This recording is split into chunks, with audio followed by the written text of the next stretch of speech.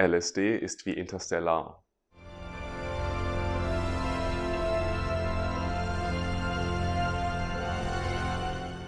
Pilze sind wie der Herr der Ringe.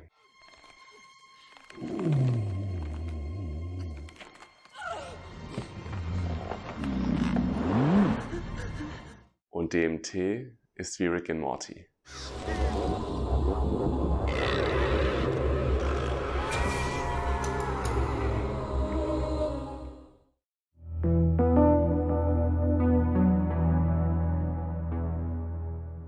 Die psychedelischen Substanzen, um die es heute geht, haben natürlich viel gemeinsam. Zum einen werden sie alle aus der Natur gewonnen. Wir haben LSD, was aus dem Mutterkornpilz gewonnen wird. Wir haben psilocybinhaltige Pilze, welche eben Pilze sind. Und wir haben DMT, was in ganz vielen verschiedenen Gewächsen vorkommt. Wie die psychedelische Wirkung im menschlichen Gehirn ausgelöst wird, ist bei allen drei auch gleich. Es geht immer darum, dass der Serotoninrezeptor 5-HT2A von diesen Molekülen stimuliert wird und dadurch eine Interkonnektivität verschiedener Hirnregionen erzeugt, was diese psychedelische Wirkung mitverantwortet. Es gibt natürlich auch Unterschiede dieser Substanzen, zum Beispiel die faktischen Unterschiede, die einfach offensichtlich sind, wie zum Beispiel die Wirkungsdauer. Da haben wir LSD, welches 12 Stunden wirkt, und wir haben DMT, welches 20 bis 30 Minuten wirkt. Neben diesen faktischen Unterschieden gibt es natürlich auch subjektive Unterschiede, die Unterschiede der einzelnen Erfahrungen, wie es sich anfühlt. Und um diese Unterschiede geht es in diesem Video.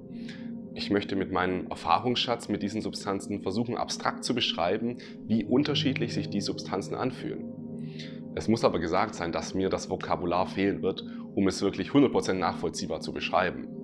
Es ist ganz so, wie wenn wir einen Höhlenmensch ins moderne New York teleportieren, ihn dort für 2 Minuten lassen und dann wieder zurück in seine Zeit schicken. Und er muss dann versuchen, seinen Menschen dort zu beschreiben, was er gesehen hat. Aber ihm fehlt natürlich komplett das Vokabular wie Handys, Autos, Wolkenkratzer.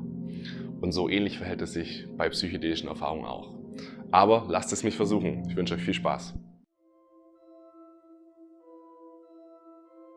LSD ist Verbindung. LSD ist exakt, genau, präzise. Ich sehe verschiedene Verbindungen. Ich sehe verschiedene Zusammenhänge. Ich erkenne Konzepte. Ich sehe, warum. Warum sind die Dinge so, wie sie sind? Ich frage mich, warum eigentlich? Muss es so sein? Ich kann verändern. Ich sehe Technologie. Technologie funktioniert durch Zusammenhänge, durch Verbindungen, durch verschiedene Systeme, die miteinander zusammenhängen. Ich sehe die Interkonnektivität von allem. Ich sehe mich selber. Ich sehe meine Gedankenmuster. Ich sehe, warum ich so funktioniere, wie ich funktioniere. Will ich so sein? Wer bin ich? Wer sagt, wie ich sein sollte? Warum bin ich so, wie ich bin? Warum mache ich die Dinge, die ich tue? Möchte ich mich verändern? Möchte ich alles verändern? Oder möchte ich einfach nur akzeptieren? Ich erkenne, wer ich bin, welche Zusammenhänge es zwischen mir und allem anderen gibt. Ich sehe Punkt A, ich sehe Punkt B, ich erkenne die Verbindung. Ich sehe Punkt C. Punkt C ist mit Punkt A verbunden.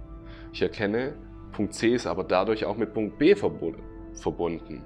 Die Interkonnektivität, ich erkenne die Zusammenhänge, ich erkenne das Konzept von allem, von dem, wer ich bin, von dem, wie ich die Welt wahrnehme.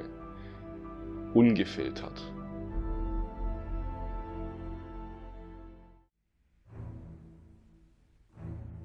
Psilocybin ist für mich Natur. Es ist für mich organisch und lebendig. Ich finde auch, dass die Erfahrung von Psilocybin einen oft erdet. Eine Erdung ist ja auch eine Verbindung mit dem, was unter uns ist.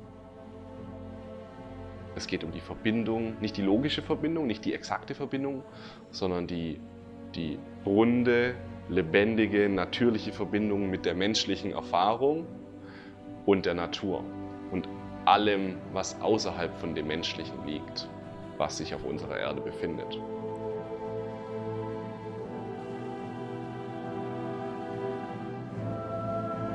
Ich finde, Psilocybin ist auch ein etwas düsterer, kann auch sehr bunt und schön sein, aber an sich würde ich es als düsterer und erdiger bezeichnen.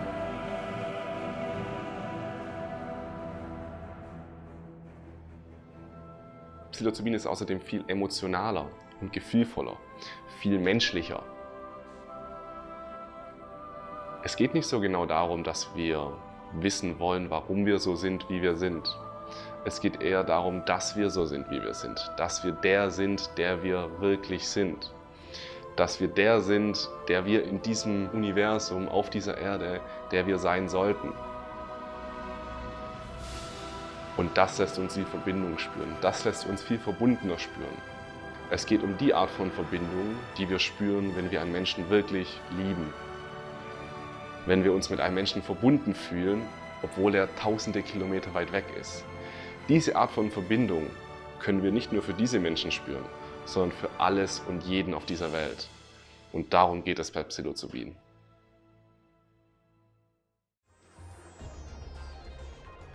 DMT ist absolut rasant. Es katapultiert dich durch einen Strudel an Farben und kaleidoskopartigen Formen. Formen und Farben, von denen du nicht mehr wusstest, dass sie existieren.